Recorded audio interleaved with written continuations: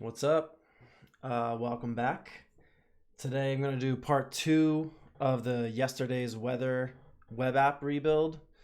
So, on Friday I did part 1 where I set up what you're seeing on the screen here and connected to the yesterday's weather API and pulled in some weather data.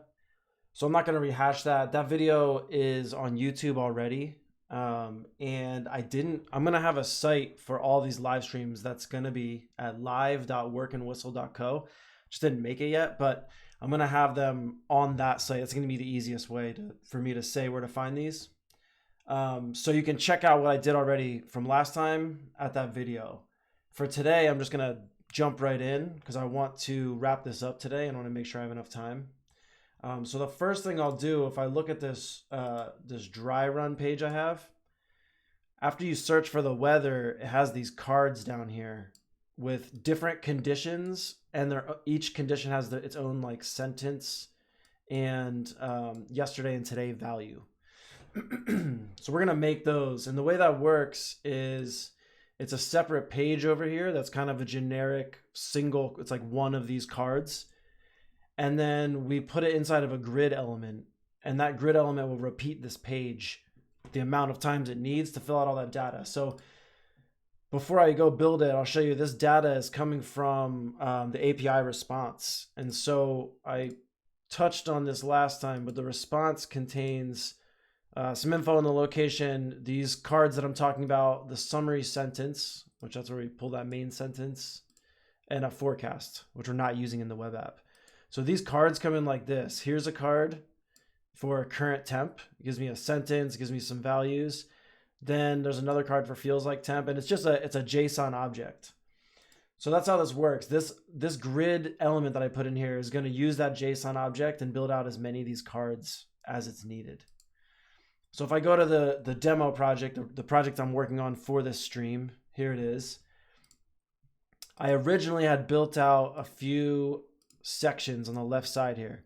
So logo, which we filled out, the search bar, which we filled out and started to make work, and then these condition cards, which is empty.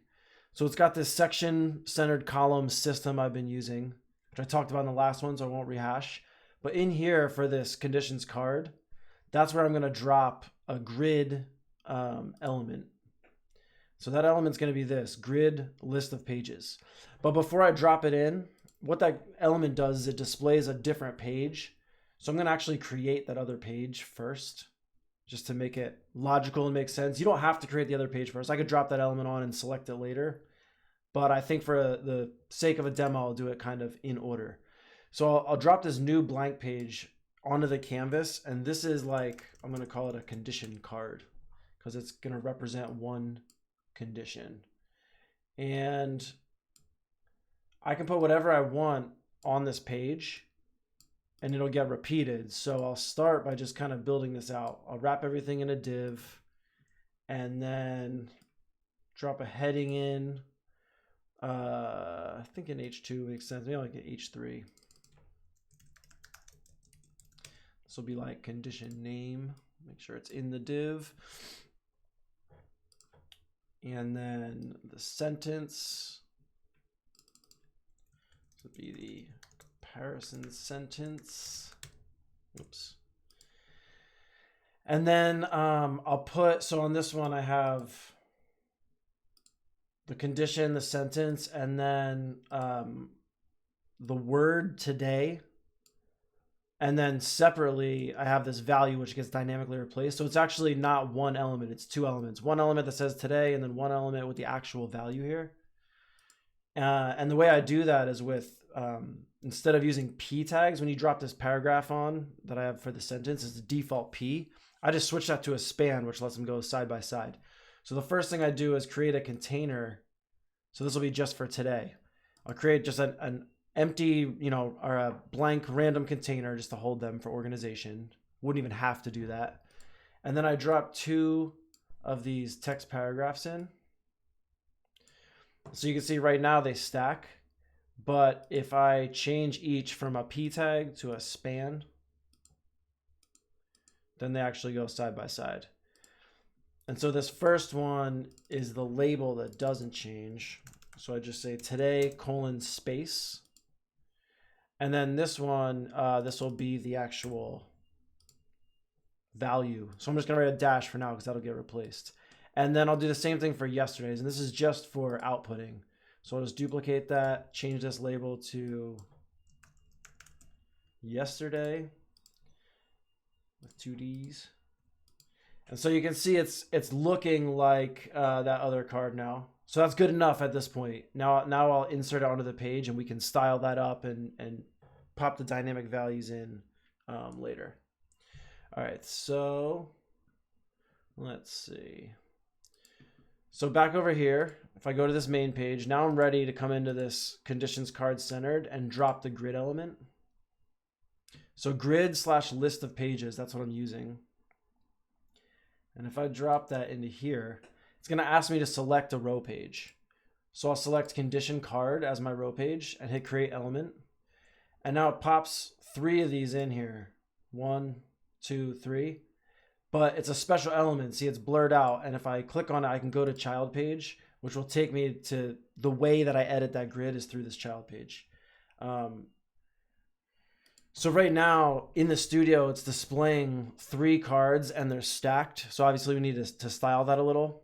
And but also this, I haven't told it yet to pull in data from the API response. So that's what I'll set up next. And the way this works, the weather sentence itself, we used actions. We used this get weather data action to call to the API. First, it calls to the API to get latitude and longitude from the location they typed. Then here it calls the API to get this weather sentence. And so we actually, oh, sorry, this one's where it does weather sentence. So we set that sentence into an element using an action right here. And we just took it from the response and took the sentence. So we could do that for these conditions too. Actually, I think we have to do that for these conditions. But the other way to do that, if I was coming from a Bildr data collection, which is what I was getting at, I could bind it with the data tab here instead of using an action.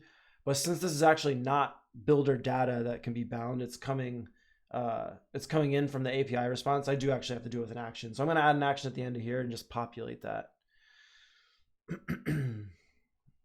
Nice, Eric. Glad to hear it. He just commented that he's watching No Code List and getting the hang of it, which I'm hoping for. I think the one thing I took from No Code List build was that it was too long, basically. Like I sort of showed too many things and too many random things. So what I'm trying to do now is that same level of teaching or learning, but in more like bite-sized chunks or more chunks that make sense and not so all over the place. So hopefully I can achieve that and it can be going forward an even easier way to learn. But that's good to hear and thank you. All right, so let's set this value in to these cards. And the value I'm actually setting in is this whole. So if I did, I don't know if this makes sense visually, but this whole object here, this whole array here, array of objects, is what I want to set as the value of this single grid element. And by doing that, this single grid element will take that array, and for each object in the array, it will make an instance of this page. And so what I can do is I can start by duplicating this. The action that I use to do the weather sentence is a set value action. So I just said set value, chose the element, chose the value from this variable. I can just duplicate this action. So it's another set value and change it, or just because I'm on a live stream, I'll do it from scratch too. So I can also just go set value and choose element set value. But what I'm going to do is I'm going to choose this new grid element, grid / list of pages. And what I'll do too, just for good measures, I'll label it. So this is the conditions or condition cards. That's what that is. And so when I come in here, let me get that to refresh. So when I come in here and select an element, it's easier. I can just find grid, list of pages, condition cards. I know I'm selecting the correct element.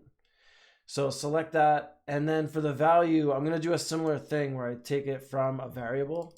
So I'm going to copy this value, but it's a slightly different value. So we'll do from variable, And this is the variable that was created here from the API response, weather response. So instead of getting weather response.summary.0.sentence, which is summary.0.sentence, instead I'm looking for just .cards because I want that whole array. So I'll just set that to .cards. And this, just to be good, I'm going to call this condition cards. And so that should do the trick as far as putting the cards into the page. So I'll test that in a second, but it won't actually update any of the data. It'll just show the correct amount of cards, and each one will be generic just like this. So with any luck, it'll do that. So if I do any location, oops, oh, there it goes. I'm not sure what happened because actually right there, it didn't fill in finding your weather. And I had this open since the last live stream, so I'm just going to clear it out and make sure I'm looking at the right thing before I troubleshoot that. Oh, weird. Looks like it lost that value in there. And it looks like it's not setting this value too. So let me look into that. Eric, to answer your question about public patterns, my profile page is where they are, like in Bildr community. So my profile URL is bildr.com/community/member/Drew. It's because my username is Drew. So everyone's profile page is /community/member/ their username. So if you go bildr.com/community/member/Drew, you'll see all my patterns there. And if you're signed into Bildr, you can directly import them into your project, or you can view them and like import them from there or whatever. That's where you'll find them. But also my patterns right now all pretty much line up to the patterns from the studio. So if you're in the studio and you hit this plus to where you're selecting elements, you can go to import patterns here and it'll pop open a list of what we're calling like curated or featured patterns. So these are patterns that we've selected. Right now, I made all of these except one, I believe. But they're patterns that we've selected, and in the future, they'll come from anyone that are solid. We've tested them. They're good. So if you come into here, there's a bunch in here. There's pretty much all the ones in my profile, but there's a bunch in here that are useful, like light boxes and columns. They're useful to a lot of projects. And like date time formatter, I'm going to import that in this live stream and use that. And then there's some other more specific ones, like if you want to integrate Airtable, or here's like a full template for a landing page with a waiting list. So there's more things in there, but that's pretty much where you go right now. What we're doing is we're in the process of building that out, like to cover every use case, like more components, more examples, more integrations, more templates. So that's what's coming. But right now, that's how you access patterns. And in the future, it'll break off to where when you hit this plus button and do import patterns, in the future, that'll be different from my profile page. My profile page will probably have more, is basically what it is. Yeah, there is one for signing and signing up. It's called user authentication. And what that has in it is everything for like signing up and signing in with and without a password, sending magic links, resetting passwords. So there's a bunch in there. But if you watch the video, the pattern comes with a little explainer video. In the first 2 minutes, it shows you how to do it really easily with like dropping 2 things on, and you'll have users. And then if you want to take the next step and set up all the magic links with emails and tokens, it explains how to do that after in the rest of the video. So yeah, check that out. And if you run into problems or anything, I'd love feedback. It's like I just made that pattern, so I haven't really gotten too much feedback from people just picking it up and using it. I've used it myself, so I kind of know, but I would love to hear from other people. All right, so let me check into this now and try to see what happened. Oh, one thing is I forgot. Oh, this value didn't save. That's weird.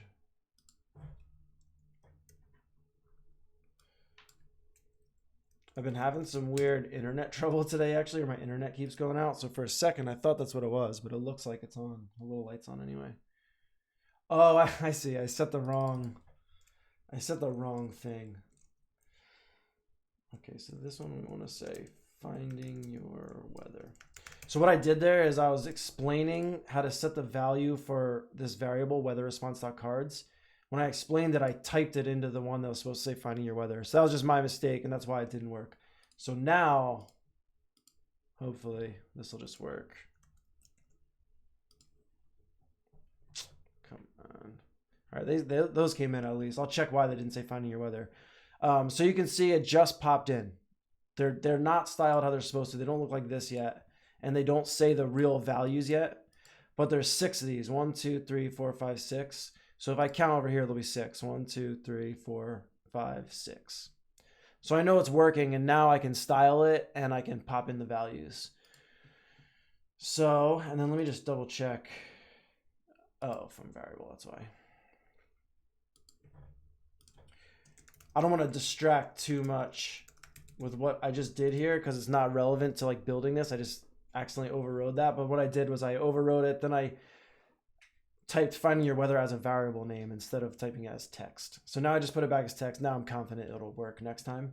But I don't need to test it now. Now let's go style these first and then pop in the data, which we'll do on this page. So to style these, the list of grid/list of pages element, it comes in with some styles on it. And basically, though, it's just stacking those as pages. So what I'm going to do is I'm going to do a totally new class on here. And actually, before I do that, let me just do not disturb these messages.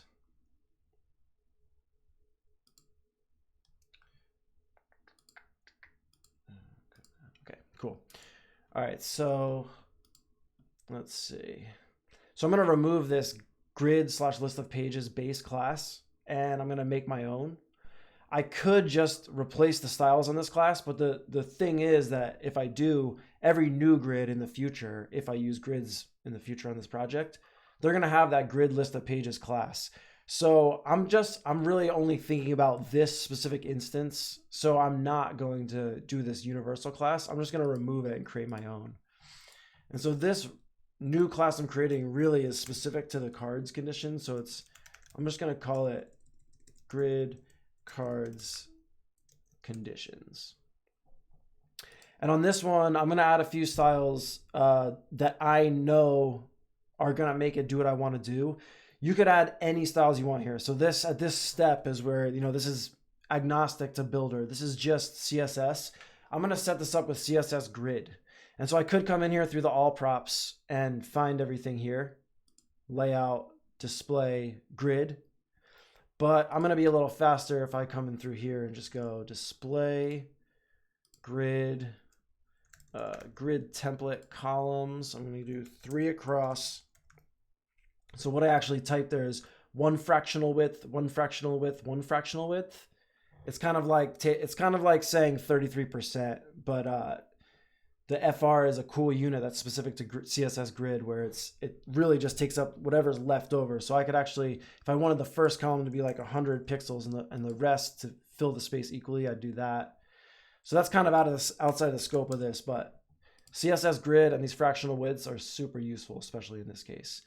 And then I'll do a gap. I'll do column gap of 1em. So that'll put a 1em space between each of these columns.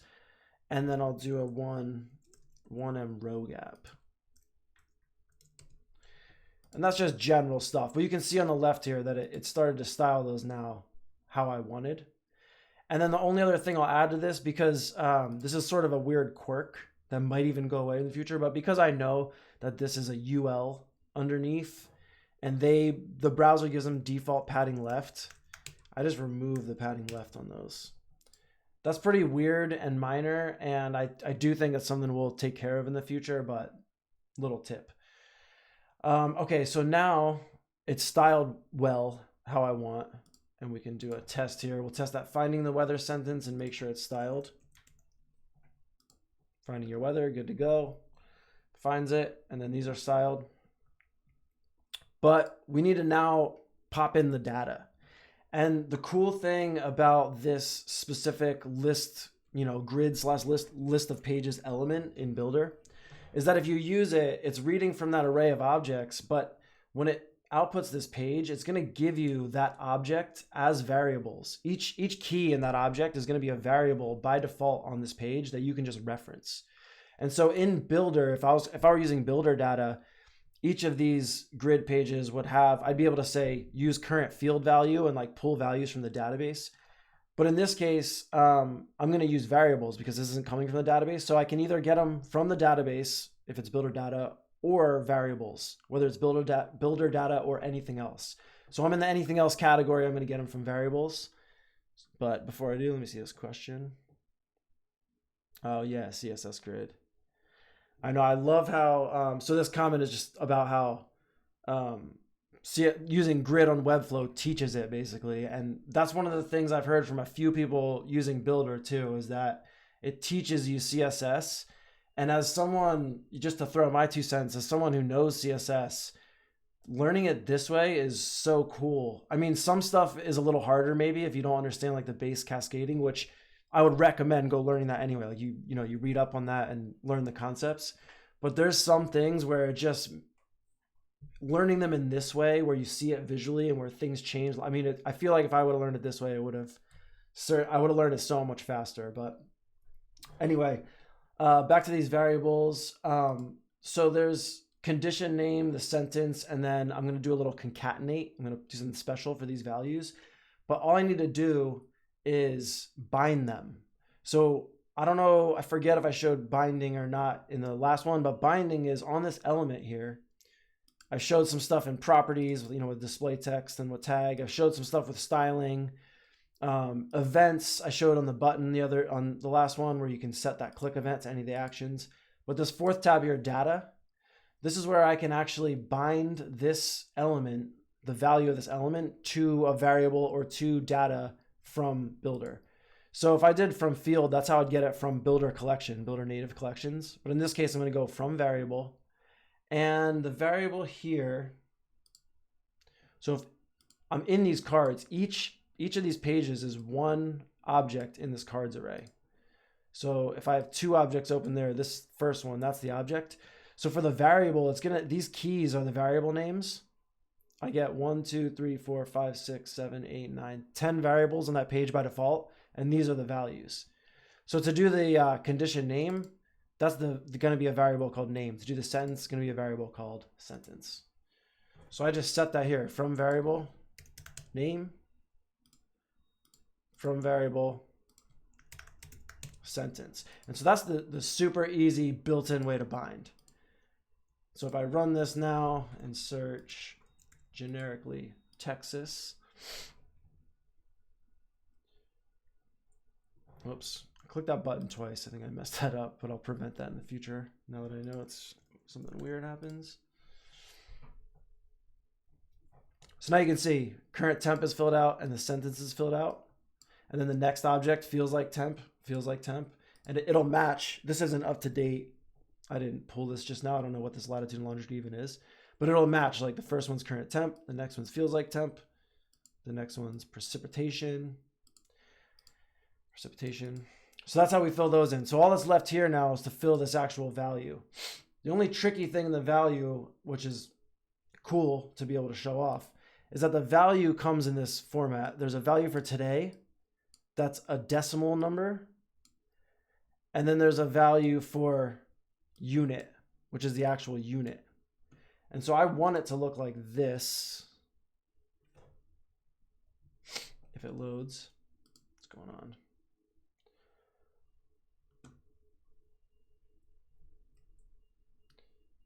I don't know what's going on with that. I might not wait because I was just showing you what I want it to look like with those units. Come on.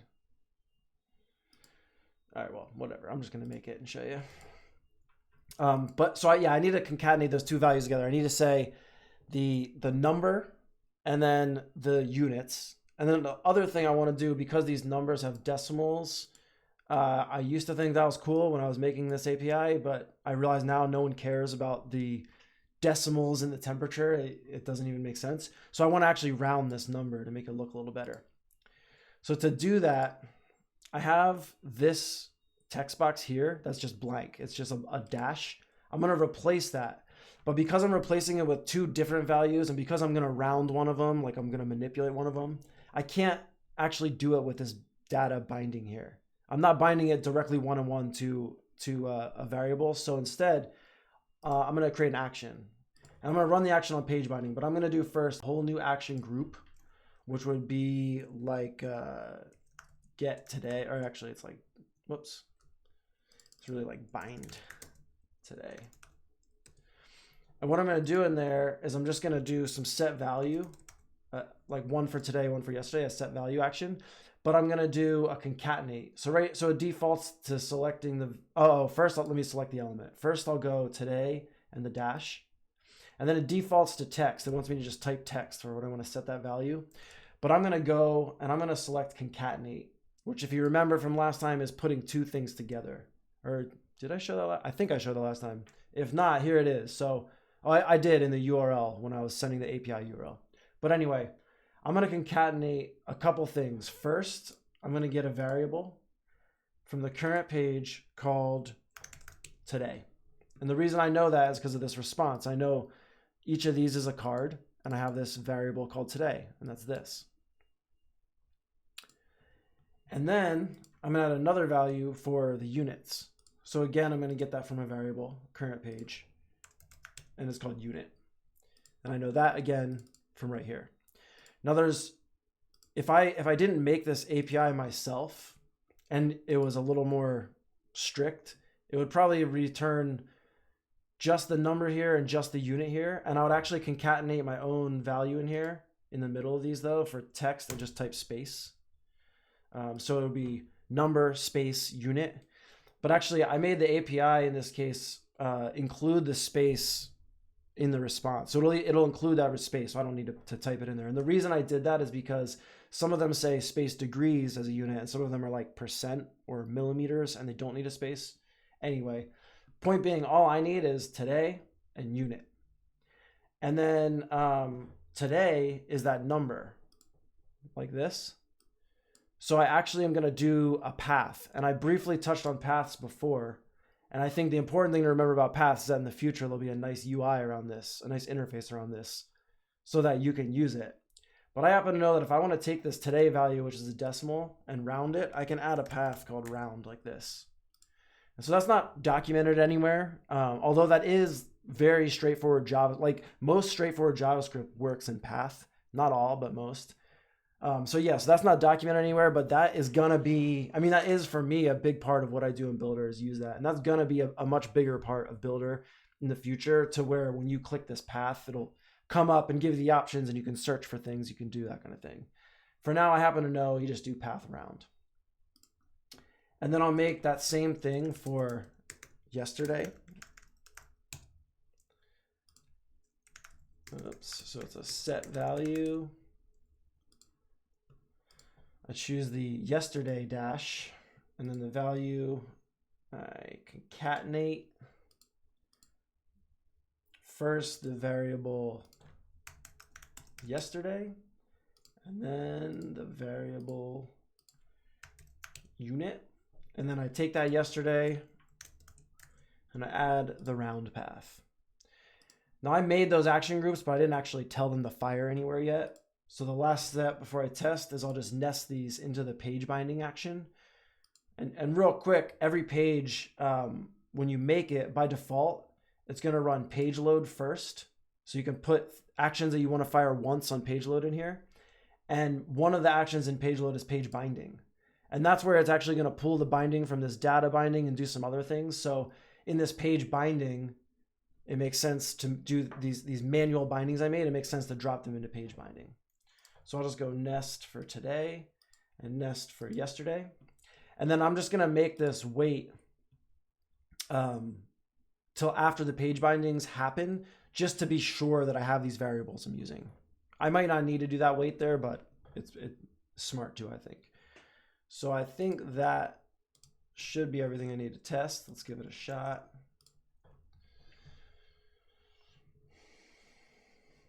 Cool, looks like it works. The only thing I'll do is I'm just going to style that with bold so you can see the these numbers more easily. So on this element itself, it's got the text paragraph class by default. Instead of giving it its own class or anything, I'm just going to come to the inline styles and just do a quick font weight 700, which is bold. And I'll do the same thing for this one. And this one, let me try to find it. I'll go to inline and go to all props just to show that you can do it without. I don't actually know where it is in here, so it's kind of funny. I never use this. Here we go. Font weight under typography. And 700 is bold, so I select 700, but you could also select, there's actual the word bold. These are just the CSS values, so this isn't even something Bildr does. These are all the values that you're allowed to use in CSS, basically. So I'll set that. So I think that's good there. And I think before I launch this in real life, I'm going to probably style those boxes a little more. But for the purpose of this demo, I'm actually going to move on to the next thing, I think. Let me check time. Yeah. So, but yeah, in any case, this is pretty good. This is done. Trying to think if there's anything I should talk about left on these. I think the only thing really would just be to style them. So let's see how they look on this one. I might have styled them a little more in here. Not really even. I made them shorter, it looks like.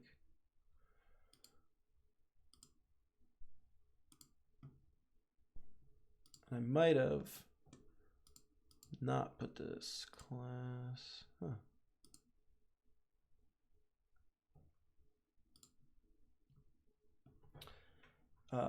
I was just checking why that was so wide, but it is the correct thing. I think my screen is just smaller than the max width.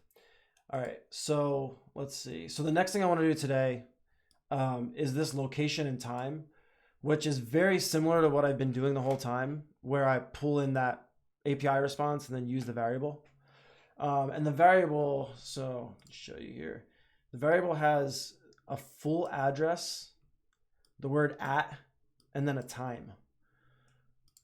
And so when the page starts, I might actually clean this up too for the real version, but when the page starts, it says dash at dash. These are just placeholders.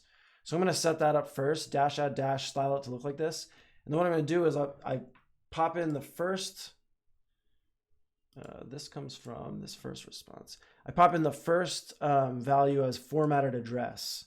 So in this response example I have here, the format address is just Austin, Texas. But sometimes it's like a full, maybe this will be an example. This is kind of a better example. This one says Southeast Vancouver, BC. So it's like whatever the formatted address string is based on what they typed, because you can type a zip code, you can type an exact address, you can type the word Texas like I've been doing for this demo. So this way the app will tell you, like if I type Texas, I don't know where that is in Texas that it's comparing. This way, this formatted address will tell me it's at Frost Lane in Winters, Texas, which I would guess is probably very central Texas. I don't know. I'm relying on Google for this. The way the API works is like when I send it a location, Google finds the best match. So that's what Google thinks is the best match for Texas. So anyway, let's start popping that in. So right now, I originally had just typed the word location and time. But now I'm going to change that to be, this first one will just be dash. And I'm going to want three things side by side. So I'm going to convert this to a span instead of a P. So I do dash. I'm going to duplicate it. I'm going to actually just duplicate it twice there. Just change the center one to at. Actually, the center one's going to be space at space. So now when you look at it, it says dash at dash, just like the other one. And to get these styles, I think I just did some quick inline styles. Yep. So I'll show an easy way to copy styles is to come into this CSS tab and just copy that raw CSS. So when I come back in here and go to this location time div, go to the raw CSS, just paste that and save. All right. So now that's going to look like the other one. If I load this, nothing will happen though. So I'm going to tie into this same get weather data action. First, I tell it to set that weather sentence to finding weather. Then I call the location API, then the weather data API. Then I set the weather sentence from the response. Then I set those condition cards from the response. And now I'm going to set the location. And what I'm going to do, just for a little more organization, is I'm just going to do bind location. And then this bind location is empty right now, but I'm going to stick it at the end of get weather data. So that's just a way, like I'm nesting the action inside. When it gets to this point in the chain, it'll just run whatever's in bind location. It's just a way to keep it more organized. So the first thing I want to do is set this actual first like location variable. So I just do set value again, and this is almost identical to what we've been doing. So choose the element, get that value from a variable, which will be, just gonna actually shortcut this and check where I get it from in the dry run.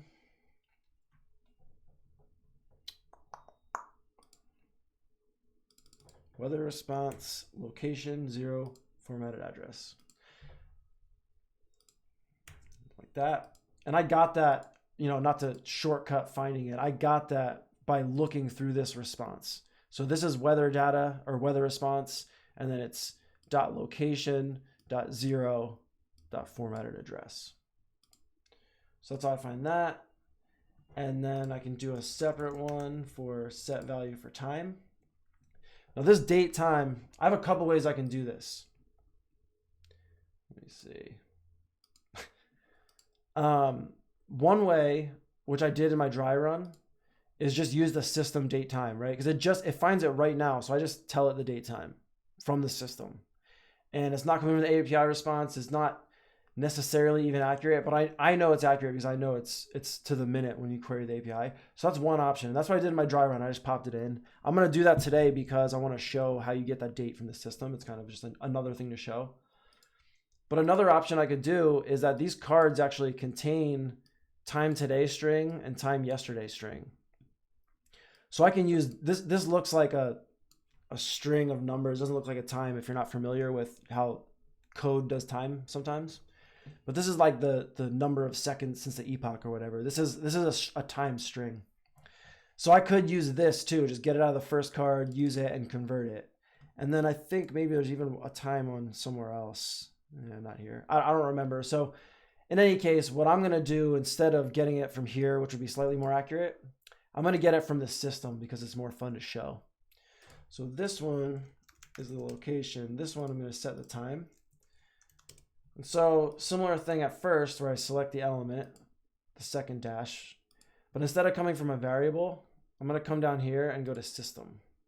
And system gives you a bunch of options. So if you see here, there's href, which is like the current URL, protocol, HTTP, HTTPS, either one, host, subdomain, domain, all these things like browser, app version, cookies are enabled. It's really cool. You can use all these. But one of the things that I'm going to use right now is full date time. Now I could go, I'll talk about this in a second. For now, I'm just going to use full date time. So if I did bind location is set, this is going to set the address, this is going to set the time. If I look at this right now, it's going to look a little crazy.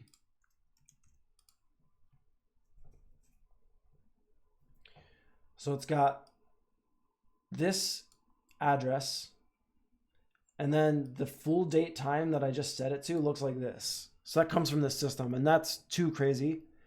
And also includes time zone data in here like as a string, but you know, if you were somewhere else, maybe different, like time zones are just confusing. So what I'm going to do next is I'm going to format this time to be just the time. And I want it to be just the time in the person who's viewing its time zone. And I want it to be in their time format, meaning like, I actually don't know if this is even true, but like if there's locations that use only 24-hour time, I don't want this to say 1:33. I want it to say 13:33. So the way I'm going to do that is I'm going to pull in a date time pattern, and it's a pattern I created, and it extends upon Bildr. The reason it's not in the Bildr core is because it's special things and it's extra, but it's pretty useful. So like I use it on almost all projects because one of the things it'll do is format the time like we're doing, but another thing it'll do is it'll format it in the relative format. So like 6 minutes ago, 3 months ago format. So I use it a ton, and it's really easy to use. So the way it works is I have this date now in here, and that's like a valid date. Like JavaScript can recognize that as a valid date. So I'm going to pull in this pattern, and it's going to be able to read that date and format it however I want. So let's see. Just want to make sure I'm like not forgetting anything leading up or being too confusing. But yeah, so we did that. Okay, so I think it makes sense to do this now. So what I'm going to do is I'm going to pull in a pattern first. I'm going to show that because that's like the point. I want to show that off. But then what the pattern is going to do is it's going to bring in a new action. So in here, when I'm adding actions, I have this whole list of the built-in ones. I'm going to have a new one for a date time formatter, and then I'm going to run that, and that action is going to get its own options in here and do its own thing. So the first thing we do is we import the pattern. So we start by going, I mentioned earlier in the video about patterns, you go to this plus, you hit import patterns, and right here is this date time formatter. So I could view this here and look at it and make sure it's what I need. I'm not going to do it now because I'm just going to jump in, but that's how you would check this out. I happen to know what it is because I made it, so I'm just going to import directly. And what it's going to do is it's going to import this pattern and all the pages that I've selected when I created it into a new workspace. So I can give that new workspace a name. And then it asks me if I want to bring data or not. There's no data in this case, so I don't need to. It wouldn't hurt if I did because there's no data. So I let that import.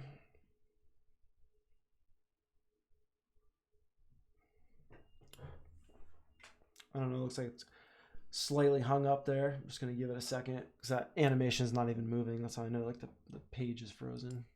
My internet's still on, okay. Oh yeah, it won't even let me switch tabs. I think it's a live stream issue. I mentioned this in the no code list live stream a bunch, but it's just like this freezing thing happens when I live stream and not other times. Oh man, this is crazy. There we go. Something happened. All right. So that did import. It just switched tabs because it caught up with all the things I was doing. So I imported it. This is what the pattern itself looks like. It's kind of like a demo. It's a real page in Bildr in the studio, and I can click on it and I can see the actions and I can see the settings, but it's in its own workspace up here. The one we are working in is called Workspace 1. So it's just in its own datetime formatter workspace. And I actually don't need to touch this workspace anymore after I import it. Because once I import the pattern, the action I'm looking to use is now in my project. I can use it from anywhere. However, if I want to reference that, or if there's docs in there, like some patterns have docs or videos, I go to that other workspace to reference it. But really, the main thing I need to do is just import it. I did that.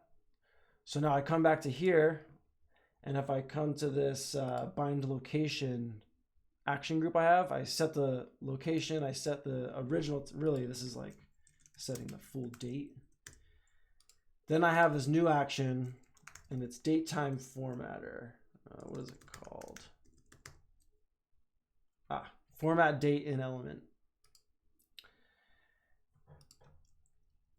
And this would be just the time. And so what this does is it takes an element which already has a date for its value. So we set a date in the value of this element up here. I'm going to wait, and then I'm going to take that same element, which is this dash, and I'm not going to format a relative. I'm going to format it in a specific way, and that's it. It's just going to do it. So the way this date format time works, it's based on a relatively new native JavaScript date stuff where it will format in the person who's viewing its local like formatting. So basically there's some options here like day of the week, year, month, day format. And I'm just selecting things like, for example, for day format, I'm either selecting numeric or numeric with leading 0 or don't include anything for the day.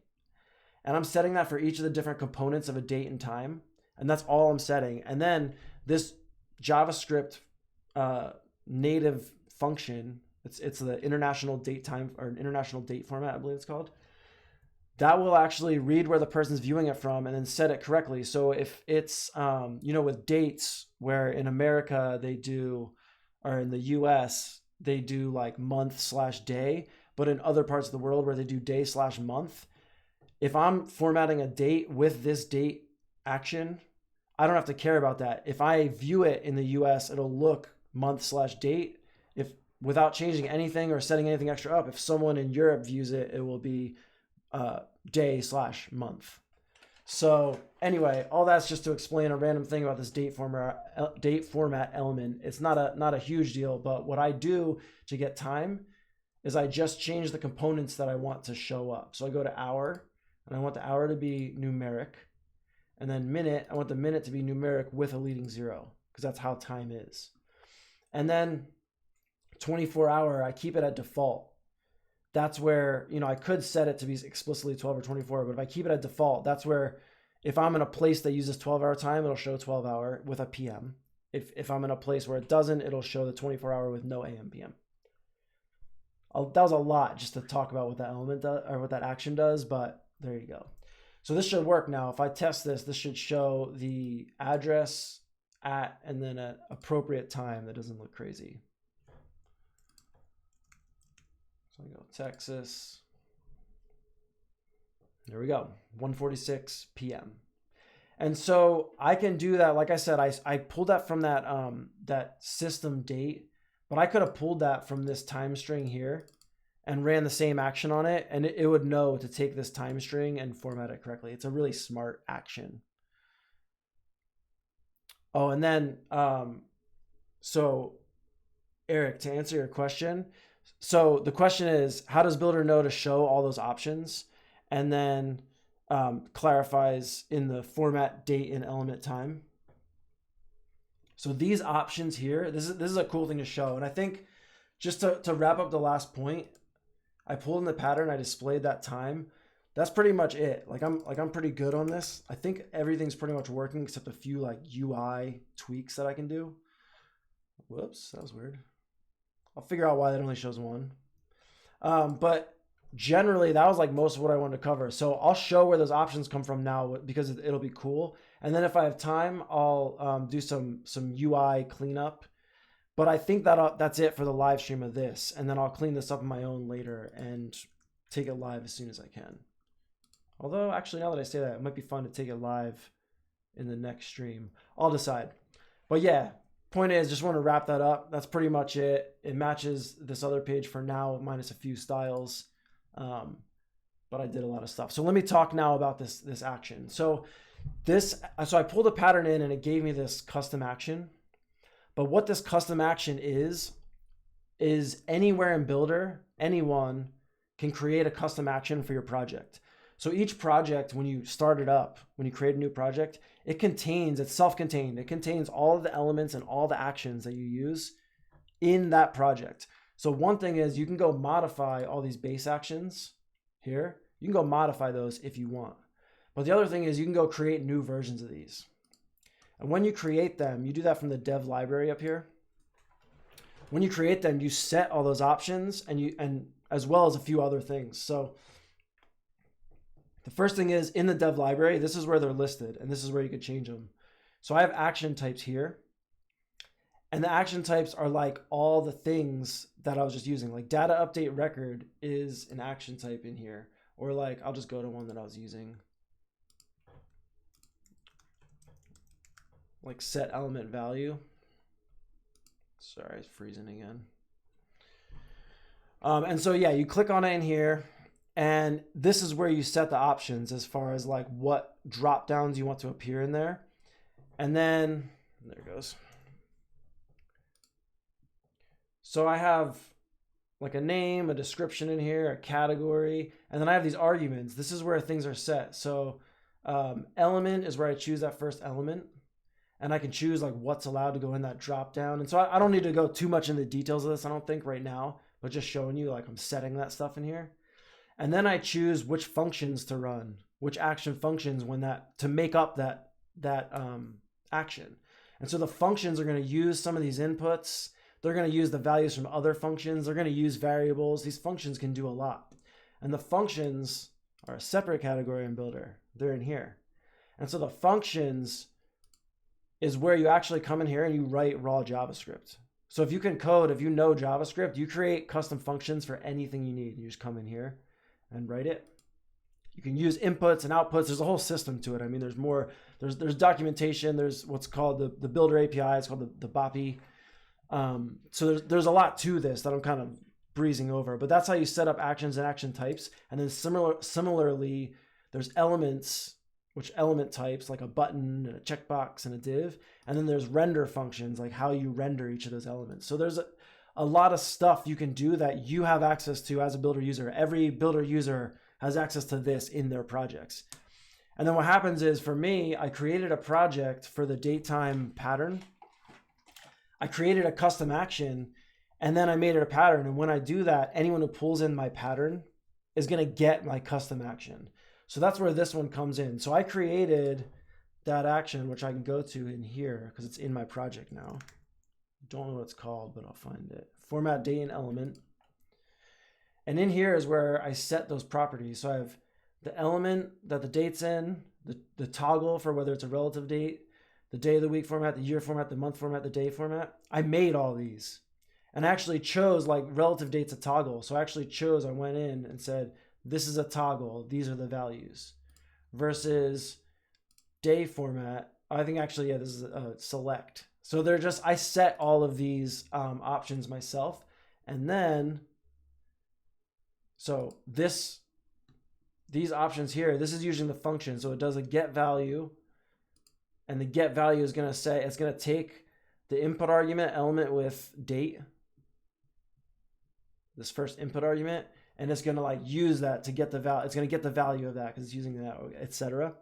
And then I have this custom action function called format date, and format date actually uses the values from all of those drop downs. So the inputs to the format date function are all listed here: day, month, minute, year. So it's kind of just a system where, and it's definitely on the advanced side, but honestly, it's not too hard. If you know code, it's pretty straightforward. But I'm creating what those options are here, and then I'm writing a custom function that uses those options. And so they don't always have to be custom. Like if there was a function that set a value, I might have a custom drop down and then run set value, and that set value is an existing action that I can use. So it doesn't have to be as crazy as this, but that's where those come from. And like I took this one a little bit more advanced than usual and made things like this relative data or this relative date.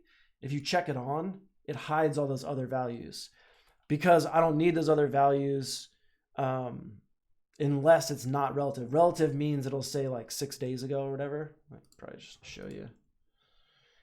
So I can hide all those. And that's just in the dev library in the settings of that action. We'll see now as it says for relative because I just did it. But yeah, so that's where those come from. So hopefully that answers your question. I mean, it's a little bit advanced, and I'm going to in the future do more tutorials or videos of some form on doing custom actions and custom elements because there's so much to it and it's like really powerful. But I think that's probably outside of this scope. Really, the cool thing that I think is for me to be able to make this date action and then just share it as a pattern, and then everyone else can use it so that everyone doesn't have to go every time they need. For example, Airtable is a good example. I needed Airtable in another project. I need to pull in data. Everyone else now in the future doesn't need to go figure out how to pull Airtable into Bildr using the API action because we have this API action here. I could use this, type in the Airtable API, type in the values I need, and do it each time. But instead, I made my own custom action for Airtable where I wrapped all that up. And the Airtable action, I don't have a fast way to show it off the top of my head, but the Airtable action, the inputs are specific, like enter your Airtable API key, enter the table name, and you don't have to actually know anything else about the API. So that's what I'm really excited about, is more the sharing of these custom actions, because it allows people who know code to create the custom actions and then share them with people who don't know code who can just use them, in the Bildr native format. So let's see. I mean, I try to keep these an hour. I got 5 minutes left. I think maybe what I'll do is just do a couple little things for fun, and then call it a day. And then I don't know, actually, maybe I'll come back on Wednesday and publish this on the live stream, like publish it to app.yesterdaysweather.com. But maybe I'll just start on the next thing. So I'll decide later. But in the remaining time, I can do a few things and just try to show off. Off the top of my head, I'm thinking on this input, I can do like the pressing enter to submit. Because right now, I can type something in here. I can press enter as many times as I want, and it's not going to submit until I click. So the way you do that in Bildr is so simple. It makes sense to show it. So this search button has an event bound to it for on click. It does get weather data, which is this, this action group over here. So I can also come to this input and come into the events, and I have all these events that are listed here. Nothing is selected, but I have change, focus, blur, because the input has a lot of events. Or again, I can add any new event that exists. But what I'm going to do is I'm going to come down to the key up event. So I could set a general event for any time a key is pressed. Key up is like there's key press, key down, and key up, which are just very specific from when they type. I do key up. I honestly don't know why I do it. It's like an old code habit. I use key up anytime people type in an input. I really can't remember why, but I do. So key up, I could set it to be any key, but what I want to do is I want to set an action only on the enter key. So I can actually do add a key code under key up. And the key, I can choose enter. And then the action, I can choose get weather data. And that's it. So I could actually do these cool like advanced key codes where if you're holding control and pressing enter, it does it. Or if you're holding alt and pressing enter. I don't need to do that in this case. I just come in here, press enter, and it works. Oh, and then Eric is asking about Control Z to undo in Bildr. Great question. Currently, there is no undo in Bildr. That's why Control Z doesn't work. So Control Z will work if you are doing certain things that the browser has an undo. Like if you're typing in a text box, like in a display text input, and you don't click out of the input yet, and you press Control Z, like it'll undo what you typed. It'll do some undos. There's a couple that just work from the browser, but Bildr itself does not have an undo. And it seems crazy. When I first started using Bildr, I thought that was really wild, and it made me very nervous. But actually, very quickly, I got to where I don't miss it or even notice it's there. So hopefully that's the case. But also, there is a full, like, really robust undo, redo kind of thing that's going to come in the future. Basically, what's happening now is the history of what you do, like all the changes you make. There is a system that logs those so that you can make changes to them. But instead of doing something where it's just like a project-wide undo, the system that's in place, like the framework that's in place that we have, would allow us to do these crazy undos, like an undo path for each element, or like merging, or like, reverting back to a certain time in history. There's a lot we can do. So none of that is built out yet. And the undo is going to come when we figure out what we want to do with that. That's basically what's going on there. So I do think it's a little bit wild to have no undo, but I also, in my experience, learned that you get used to it pretty fast. So if you can hold tight for a while, some form of undo will come. That's going to be really cool. Or maybe, like I would predict that maybe you'll just get used to it. But yeah, sorry about that for now. Let's see. It's pretty much an hour. I don't really know. I've had that one thing I could show. I don't really know what else I'd show details wise. So what I'm going to do is I'm going to figure out what I'll do for the next time. If I'm going to show more, then I won't launch it. Otherwise, I'm going to just launch this so that it's a live thing. And then I'll put this video on YouTube. And then I started the website for these live streams, which will be where they're housed. So for now, my YouTube has it, or I'm going to tweet it. You can find it there. Otherwise, I'm going to tweet and share next time the URL and the real website for this live stream, and I'll have it on there. So thanks for watching. Eric, thank you for the questions. Love doing that while I'm doing this. And I'll be back on Wednesday and then again on Friday. All right, later.